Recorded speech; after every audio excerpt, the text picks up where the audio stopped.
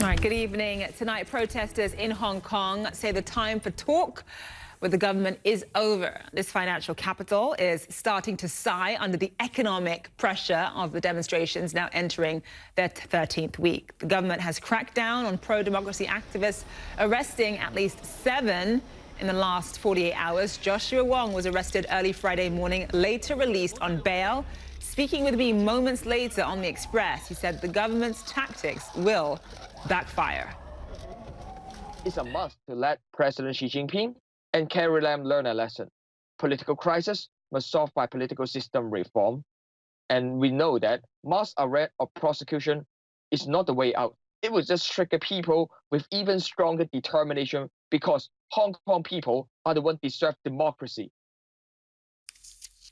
The protests are taking an economic toll. Tourism visits in July fell nearly 5% compared to a year earlier. July saw the weakest month-over-month gain since the British handover of Hong Kong back in 1997. Figures for August are likely to be worse since that's when protesters took over the airport. Retail sales, meanwhile, saw the biggest drop-off in 3.5 years. They were down more than 11% from a year earlier. Our Paula Hancocks reports from Hong Kong.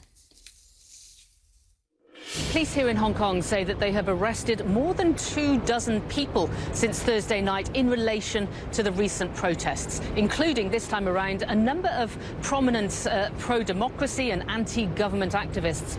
The most well-known out of these is probably Joshua Wong. He was one of the leaders of the 2014 umbrella movement. He has been very vocal this time around as well and has been arrested a number of times and served prison time. Now, on this particular occasion, police say that he has been charged with organising, inciting and participating in an unauthorised assembly. Now, he has since been released on bail along with a fellow activist, and he spoke to journalists once he was released. I urge international communities to send a clear message to President Xi.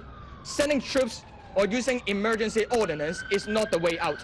We will continue our fight no matter how they arrest and prosecute us. It's worth reminding ourselves, though, that this is still technically a leaderless movement. The movements, the different groups involved wanted this to be the case so that authorities couldn't just take one particular leader into custody and then cut the head off the movement. It is still very much being led by people on social media. Now, another development this Friday, we also have a report from Reuters saying that the chief executive of Hong Kong, Carrie Lam, had suggested to the central government in Beijing that they do agree to one of the 5 demands of the protesters, that they completely withdraw this controversial extradition bill, which is where these protests started. Now, according to Reuters, they say that the Beijing government rejected that and said none of the demands should be agreed to. Now, we do have calls into Carrie Lam's office. We've also called the Hong Kong-Macau Affairs Office for confirmation. If this is confirmed, though, it would show the protesters that what they believe is happening is in fact true, that Beijing is pulling the strings behind the Hong Kong government, and this one country, 2 systems is under threat.